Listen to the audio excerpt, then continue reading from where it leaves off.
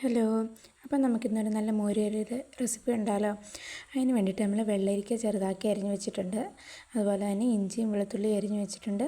പിന്നെ കടുക് താളിക്കാനായിട്ട് കുറച്ച് ഉലുവ, 2 വറ്റൽമുളക്, കുറച്ച് കറിവേപ്പില, അതുപോലെ തന്നെ 2 പച്ചമുളക് നീളത്തിൽ അരിഞ്ഞ് വെച്ചിട്ടുള്ളതാണ് കേട്ടോ.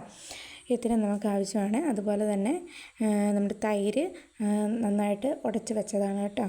തൈരോ മോരോ എന്തോ ആയിക്കോട്ടെ, അത് ഉടച്ച് വെച്ചതാണ്. അതുപോലെ തന്നെ നമ്മുടെ തേങ്ങ കുറച്ച് നല്ല ജീരകം കൂടി ചേർത്ത് മിക്സിയിൽ നല്ലപോലെ അരച്ച് വെച്ചതാണ് കേട്ടോ. ഇനി നമ്മുടെ വെള്ളരിക്കയും ഇഞ്ചിയും വെളുത്തുള്ളി കറിവേപ്പില പച്ചമുളക് കുറച്ച് കറിവേപ്പിലയും വെള്ളവും ഉപ്പും കൂടി ഇട്ടിട്ട് ഒന്ന് വേവിക്കാനായിട്ട് വെക്കണം കേട്ടോ. അപ്പോൾ അത് നന്നായിട്ട് വെന്ത് വരുമ്പോൾ അതിനകത്തേക്ക് കഷ്ണങ്ങളെല്ലാം നല്ലപോലെ വേകണം.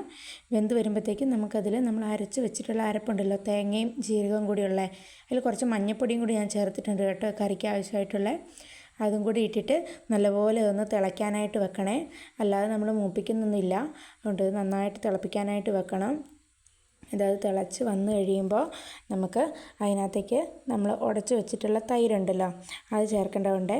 അപ്പോൾ അതും കൂടി നന്നായിട്ടൊന്ന് ചേർത്തിട്ട് നന്നായിട്ട് ഇളക്കി കൊടുത്തുകൊണ്ടിരിക്കണം കേട്ടോ. അത് തിളപ്പിക്കാൻ വിടരുത്. തിളച്ച് കഴിയുമ്പോൾ തൈര് പിരിഞ്ഞു പോവും.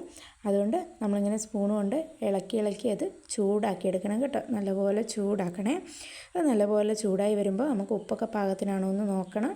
അതിന് ശേഷം താളിക്കാനായിട്ട് ഒരു ചട്ടി അടുപ്പത്ത് വെച്ച് അതിലേക്ക് കുറച്ച് വെളിച്ചെണ്ണ ഒഴിച്ചിട്ട്, വെളിച്ചെണ്ണ ചൂടായി കഴിയുമ്പോൾ കുറച്ച് കടുകും ഉലുവയും നമ്മുടെ വറ്റൽമുളകും കറിവേപ്പിലയും കൂടി ഇട്ടിട്ട് അതൊന്ന് താളിച്ചൊഴിക്കണം കേട്ടോ കറിയിലേക്ക്.